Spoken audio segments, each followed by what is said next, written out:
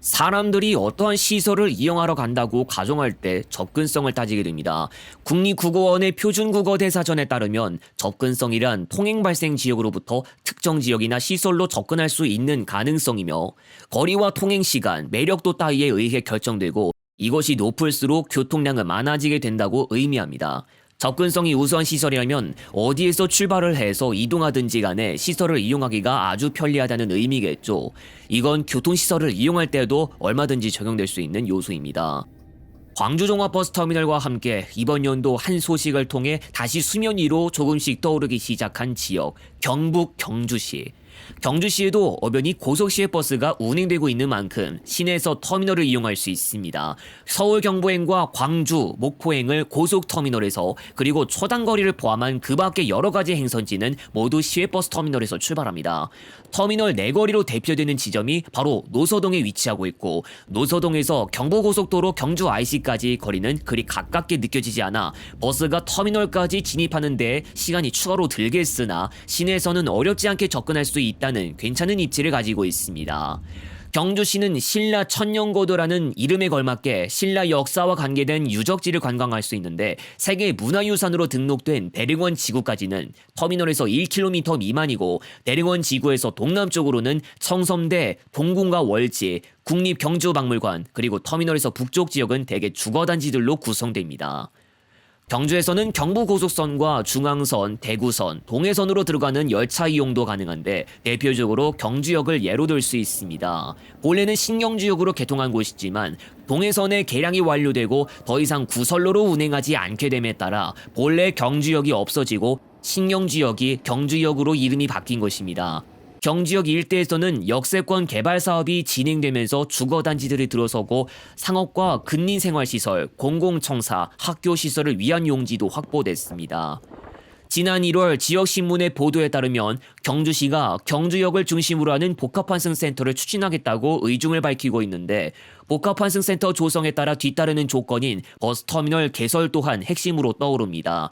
그런데 복합환승센터에서 버스터미널까지 운영하려면 노서동 일대의 현 터미널을 폐업하고 경주역 일대로 이전해야 하는 수단밖에 없는데 올해 기준으로도 터미널의 이전 가능성은 낮을 것으로 예상되고 있습니다.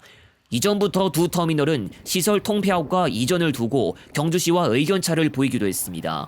경주고속터미널 관계자는 경주시로부터 복합환승센터에 대한 협조 요청이 들어온 것이 없으며 터미널 인근에 상가와 숙박시설이 이미 형성된 점을 들어 경주역 일대로 터미널 이전 시 해당 지역들의 상권이 우려된다고 주장했습니다.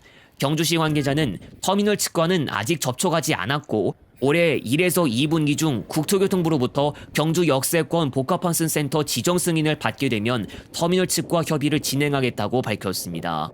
경주역은 건천읍 화천리에 소재하고 있는데 현 경주역을 계획할 때 경주시의 땅 곳곳에 중요 문화유산들이 있어 훼손될 우려가 있는 까닭에 시내에 최대한 가깝게 고속선을 설치하지 못했고 현재에 이르고 있습니다. 문제는 지금의 경주역 주변이 개발되지 않았던 곳인데다 시내 중심부와는 거리가 있어 자동차로 이동하기에도 가깝지 않고 택시는 요금 복합할증 없이 시내까지 이동 불가능하다는 단점이 있습니다. 시내버스는 50번부터 1600번까지 총 13개의 노선을 이용할 수 있지만 이 가운데서 배차 간격이 긴 노선이 있거나 하루 운행 횟수가 아주 적은 노선도 있으며 여의치 않을 경우에는 우선 배차 간격이 비교적 조밀하면서 시내 방면으로 가는 한 노선을 이용했다가 다른 노선으로 갈아타는 방법까지 이용해야 합니다. 터미널에서도 거리가 멀다는 보문관광단지나 경주월드, 불국사 방면의 경우 버스 노선의 배차를 미리 확인하지 않으면 안 될 수준입니다. 경주역이 문화유산과 관련한 우려로 인해 화천리에 건설이긴 했지만 어쨌든 시외에서의 접근성 문제는 이전부터 나오고 있었습니다. 그나마 경부고속선이 개통한 이후로 서울이나 대전 등 먼 곳에서부터는 최대한 빠르게 경주까지 이동할 수 있고 수많은 열차편들이 배차되는 특성 덕분에 자리매김을 하는 데에도 크게 무리가 되지 않았습니다. 짧은 거리의 경우 이야기가 좀 달라집니다. 경주에서 서쪽으로 떨어진 대구까지만 이동한다고 가정해 보겠습니다. 경주시외 버스터미널에서 동대구행 버스를 이용하면 정체 없을 때 소요시간 1시간 내외에 이동할 수 있고 용계에서도 승하차 가능해 평상시 배차 간격 20분입니다. 경주역에서 동대구역까지도 마찬가지로 경부고속선 열차를 자주 만날 수 있고 20분 내로 이동하지만 대구선을 경유하는 일반 열차 이용도 가능한데 이 열차들은 50분 내외 이동합니다. 동해선이 개량되기 전에만 해도 경주 시내에도 철도역이 있었기 때문에 열차 속도는 낮을지언정 접근성은 챙길 수 있었습니다. 시외 짧은 거리를 이동할 때는 고속열차를 이용하지 않아도 시간 소모 정도는 그다지 크지 않고 오히려 일반 열차를 이용하는 것이 오히려 운임 측면에서도 괜찮은 방법이 될 수 있습니다. 그러나 외곽 지역에서만 열차를 탈 수 있는 현 특성상 시외버스의 소요 시간을 조금이라도 앞서기 위해선 KTX 기준으로 일반실 운임 8,400원부터 시작하는 종류를 이용해야만 하게 됐습니다. 서울 경주 간과 같은 장거리는 고속열차가 주도권을 가지고 가는 모양새가 되긴 했어도 여전히 시내나 주요 관광지까지의 접근성은 고속 시외버스보다 경쟁력이 약한 편이고 공급 좌석수 부족으로 인한 매진이 자주 발생해도 별다른 뾰족한 수가 없어 불가능한 편이라 유동적인 임시 차량편 배차가 가능한 고속 시외버스와 비교됩니다. 버스터미널은 고속이 1972년, 시외가 1973년에 건립되어 노후화가 심각한 곳입니다. 그나마 시외버스 터미널은 내부까지 리모델링하면서 그 단점을 좀 보완했지만 두 터미널 모두 면적은 좁고 거기에 박자 공간까지 충분치 못합니다. 단적으로 시외버스들이 경주에서 시종착하지 않고 경주를 경유한 다음 다른 지역까지 더 운행하는 것이 많은 점을 볼 수 있습니다. 차라리 노후 터미널을 그대로 두지 않고 터미널을 이전하는 게 낫다는 의견도 존재하지만 만약 터미널이 경주역 쪽으로 이전하게 되면 고속 시외버스 입장에선 잃는 것들이 더 추가될 위험성이 존재합니다.